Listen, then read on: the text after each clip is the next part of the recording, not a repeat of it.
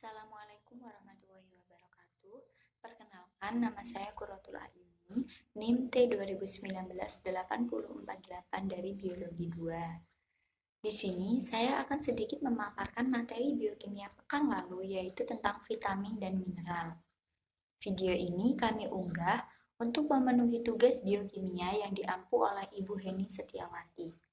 Jadi, apa itu vitamin, apa itu mineral, lalu bagaimana sifat dari keduanya akan kami kupas tuntas dalam video kali ini. Ini adalah materi yang bisa membantu kita untuk mempelajari vitamin dan mineral. Apa sih vitamin itu? Vitamin adalah mikromolekul yang dibutuhkan tubuh dalam jumlah kecil. Berbeda dengan karbohidrat, lipid, dan protein yang merupakan makromolekul, vitamin dan mineral merupakan mikromolekul, artinya tidak dapat dibaca menjadi monomer lagi. Vitamin bersifat penting karena tubuh tidak bisa memproduksi vitamin dengan cukup, namun membutuhkan vitamin agar selalu sehat. Oleh karena itu, vitamin dapat diperoleh dari bahan pangan yang dikonsumsi, kecuali vitamin D. Vitamin D dapat dibuat oleh kulit, asal kulit mendapat sinar matahari yang cukup. Yang kedua adalah klasifikasi vitamin. Berdasarkan pelarutannya, vitamin dibagi dua jenis. Yang pertama yaitu vitamin larut lemak dan yang kedua adalah vitamin larut air. Apa sih perbedaan dari keduanya? Yang pertama, vitamin larut lemak. Vitamin A, D, E, K merupakan vitamin yang larut dalam lemak. Fungsi dari keempat vitamin ini berbeda. Yang pertama adalah vitamin A berperan dalam fungsi penglihatan. Yang kedua, vitamin D berperan dalam metabolisme kalsium dan fosfat. Yang ketiga, vitamin E memiliki sifat antioksidan. Dan vitamin K berperan dalam proses pembekuan darah. Vitamin yang larut dalam lemak sekali disimpan akan disimpan dalam hati atau jaringan-jaringan lemak. Vitamin larut dalam lemak tidak bisa diekskresikan. Akibatnya, vitamin ini tertimbun di tubuh apabila mengkonsumsi terlalu banyak. Yang kedua adalah vitamin larut air. Vitamin larut air bergerak secara bebas dalam tubuh, darah, dan limfa. Vitamin ini mudah rusak dalam pengolahan dan mudah hilang karena tercucu. Contoh dari vitamin larut air adalah vitamin C dan vitamin B kompleks. Zat ini larut dalam air sehingga mudah dikeluarkan oleh tubuh. Mari kita telusuri fungsi serta peran vitamin satu persatu. Vitamin larut lemak yang pertama adalah vitamin A. Vitamin A berperan menjaga kornea mata agar selalu sehat. Akibat kekurangan vitamin A dapat memicu terjadinya keratinisasi dan menyebabkan buta ayam. Yang kedua, pertumbuhan tidak normal pada saat anak-anak. Dan yang ketiga, kelainan pada selaput mata dan selaput epitel. Vitamin A pada umumnya terdapat di dalam hasil-hasil hewani, seperti daging, susu, keju, kuning telur, hati, ikan, dan telur. Hasil nabati pada umumnya mengandung provitamin A yang dikenal sebagai beta-karoten, misalnya pada tomat, pepaya, wortel, sayur-sayuran hijau, ubi jalar, dan selada. Ini adalah struktur kimia dari vitamin A. Vitamin A atau retinol adalah senyawa isoprenoid yang mengandung cincin sikloheksilin. Vitamin A adalah nama generik yang menunjukkan semua senyawa selain karotenoid yang memperlihatkan aktivitas biologi retina. Selanjutnya adalah vitamin D. Peran vitamin D yang pertama adalah memperbaiki absorpsi kalsium oleh alat pencernaan. Yang kedua, memobilisasi kalsium dan fosfor dari tulang. Dan yang ketiga, mengendalikan pengeluaran serta keseimbangan mineral dalam darah. Akibat kekurangan vitamin D akan menyebabkan gangguan penyerapan kalsium dan fosfor pada saluran pencernaan. Yang kedua, gangguan mineralisasi struktur tulang dan gigi dan menyebabkan kelainan pada pertumbuhan anak-anak.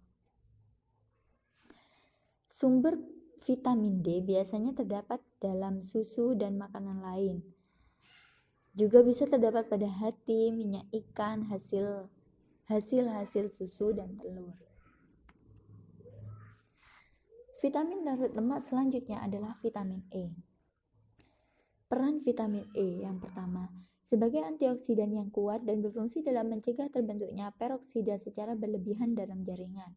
Yang kedua, membantu mencegah oksidasi terhadap vitamin A dalam saluran pencernaan.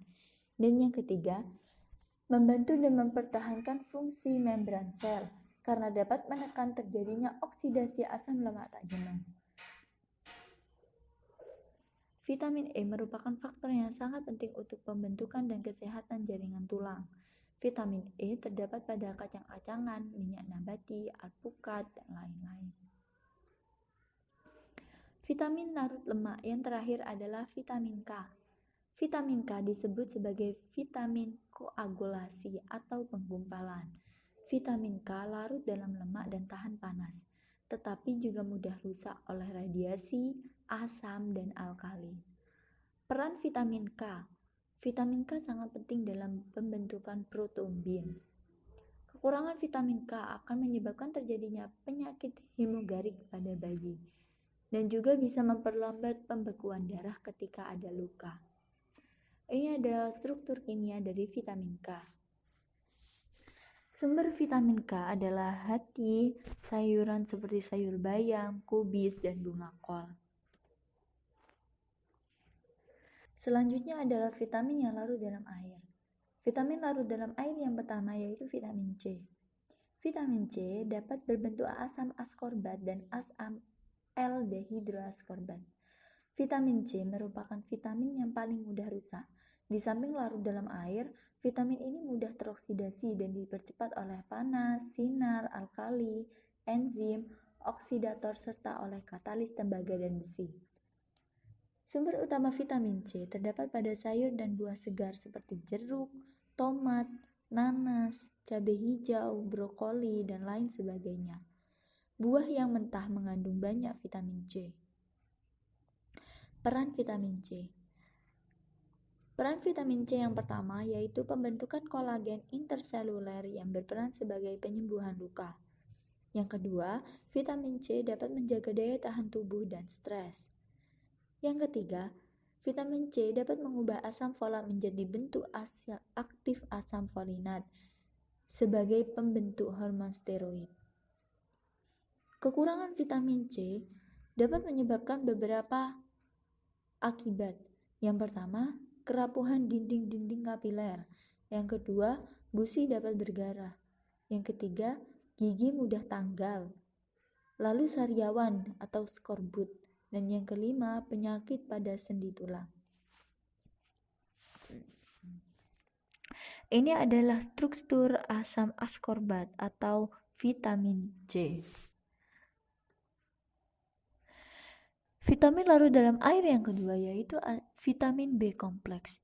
Vitamin B kompleks meliputi 10 jenis vitamin B. Yang pertama B1 atau tiamin, B2 riboflavin, yang ketiga B6 peridoksin. Lalu ada asam pantotenat, ada asam folat, ada folasi, ada kolini, ada biotin, ada cyanocobalamin, dan yang terakhir ada niacin. Semua vitamin dari golongan ini biasanya ditemukan dalam bahan panganan yang sama seperti hati, ragi, dan juga biji-bijian. Semua vitamin ini dibutuhkan untuk kewajaran metabolisme. Kekurangan vitamin ini akan menyebabkan beri-beri. Mari kita ulas satu persatu. Yang pertama yaitu vitamin B1. Sumber B1 terdapat pada biji-bijian, daging, ikan, dan telur. Tiamin atau vitamin B1 berperan sebagai satu koenzim dalam reaksi-reaksi yang menghasilkan energi dari karbohidrat. Yang kedua, memindahkan energi pembentukan ATP. Tiamin atau B1 bentuk murninya adalah tiamin hidroklorida. Ini adalah bentuk senyawa kimia dari struktur senyawa kimia dari vitamin B1. Tiamin dapat disimpan secara terbatas dalam hati, ginjal, jantung, otot, dan otot. Jika berlebihan, tiamin akan dibuang melalui air kemih.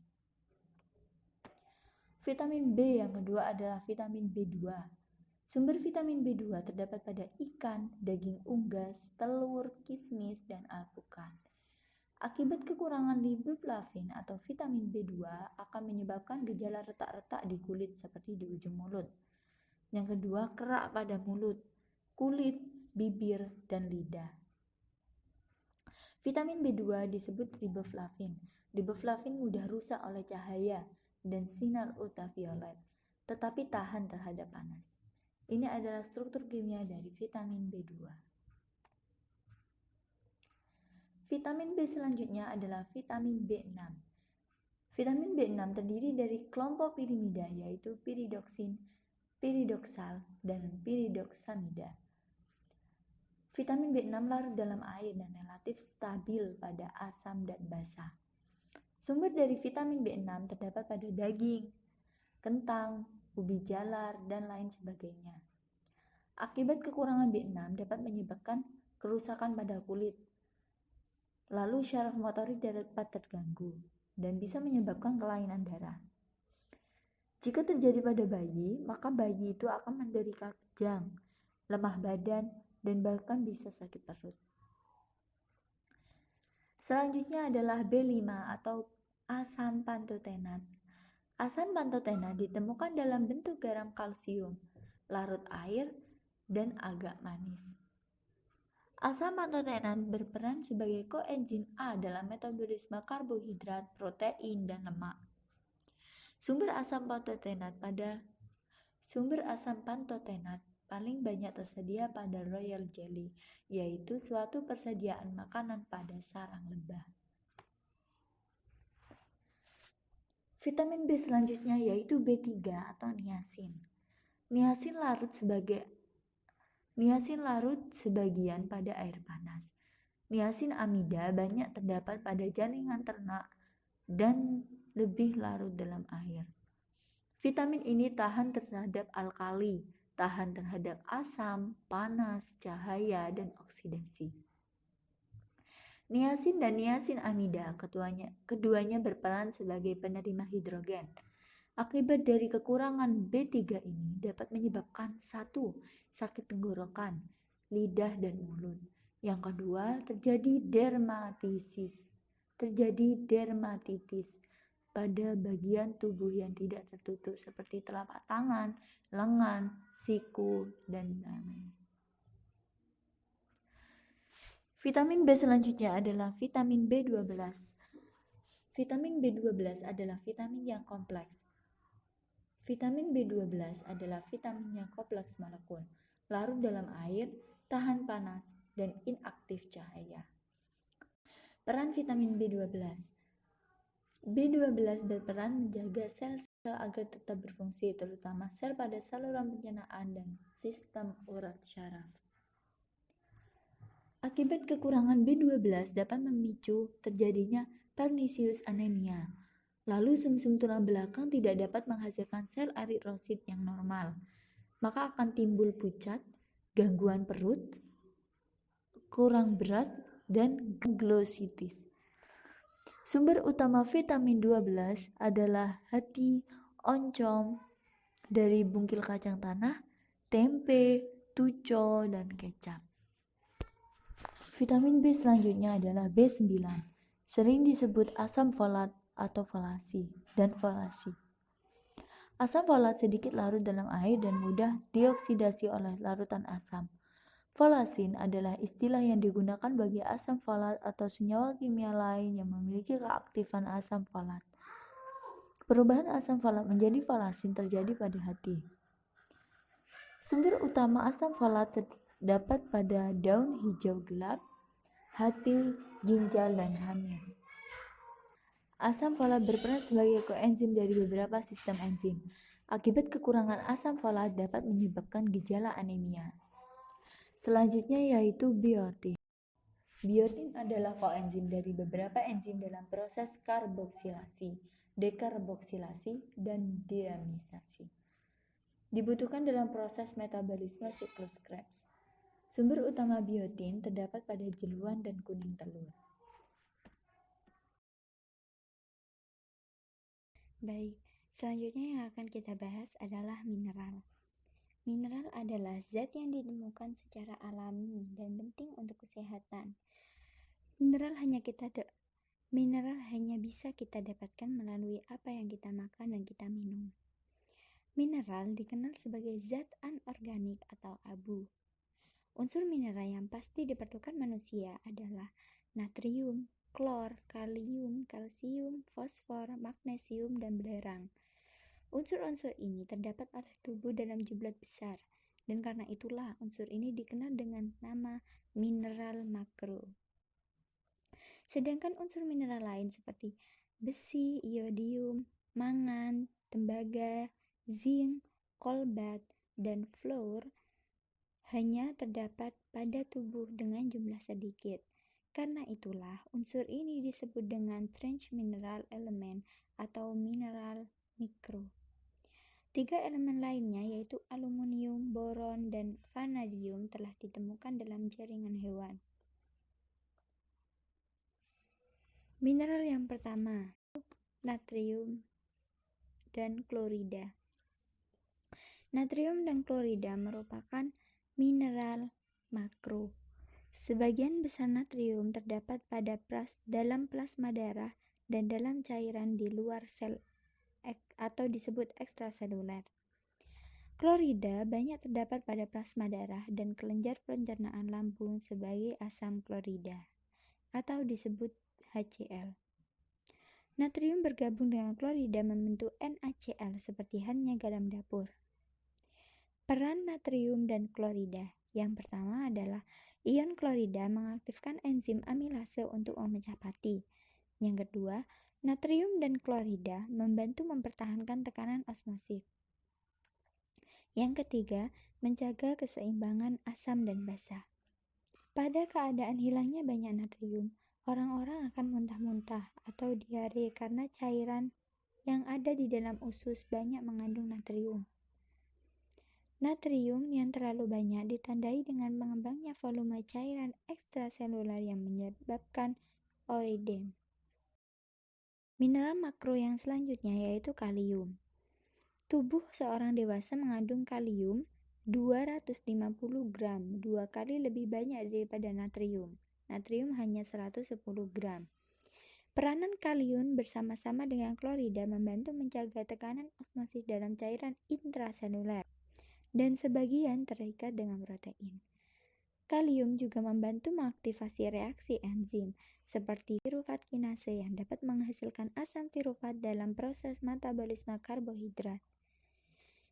Kekurangan kalium biasanya disebabkan oleh sakit pada hati, terlalu banyak muntah-muntah, luka bakar, atau KKP, yaitu kurang kalori protein yang berat. Gejala kekurangan kalium biasanya adalah terjadi pelunakan otot. Selanjutnya yaitu kalsium. Kalsium merupakan mineral yang paling banyak dalam tubuh. Diperkirakan sekitar 2% berat badan orang dewasa. Sebagian besar kalium terkonsentrasi dalam tulang rawan dan gigi. Sisanya terdapat pada sailan tubuh dan jaringan lunak. Peranan kalium dalam tubuh membantu pembentukan tulang dan gigi, mengatur proses biologis dalam tubuh, dan lain-lain. Bila konsumsi natrium menurun, dapat terjadi kekurangan kalsium yang menyebabkan osteomalacia, yang ditandai tulang menjadi lunak. Kekurangan kalsium juga menyebabkan osteoporosis atau massa tulang menurun. Mineral makro yang selanjutnya yaitu fosfor. Fosfor merupakan mineral kedua terbanyak dalam tubuh, yaitu sekitar 1%. Peranan fosfor untuk pembentukan tulang dan gigi, penyimpanan dan pengeluaran energi, atau perubahan ATP menjadi ADP.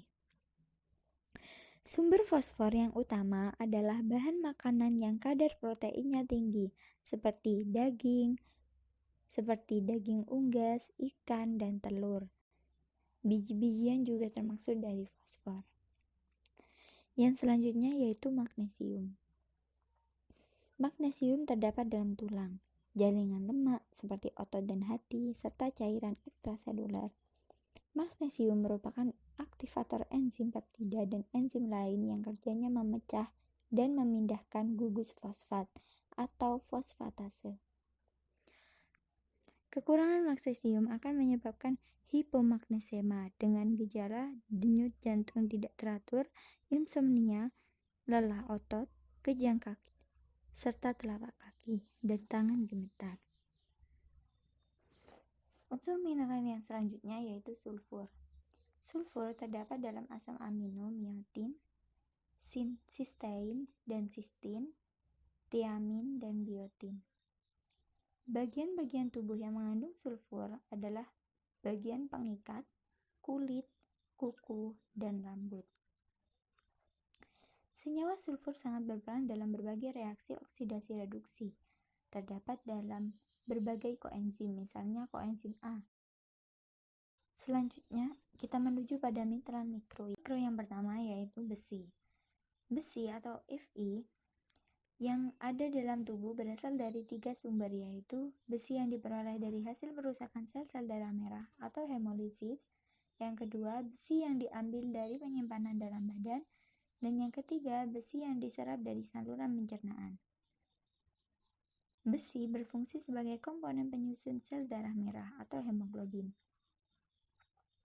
Kekurangan mengkonsumsi besi dapat menyebabkan anemia. Mineral mikro yang kedua yaitu kolbat. Kolbat merupakan bagian dari molekul vitamin B12. Sumber kolbat terdapat pada makanan fermentasi seperti oncom, tempe, yang ditemukan B12 dalam jumlah yang relatif besar.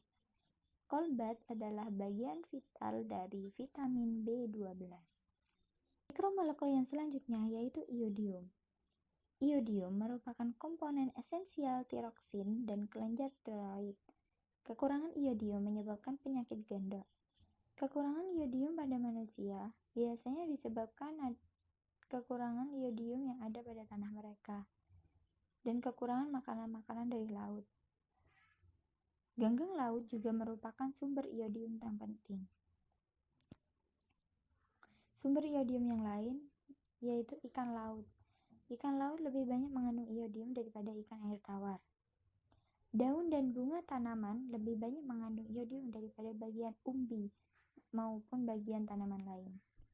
Pada umumnya, biji-bijian mengandung sangat sedikit iodium. Mineral mikro yang selanjutnya yaitu mangan.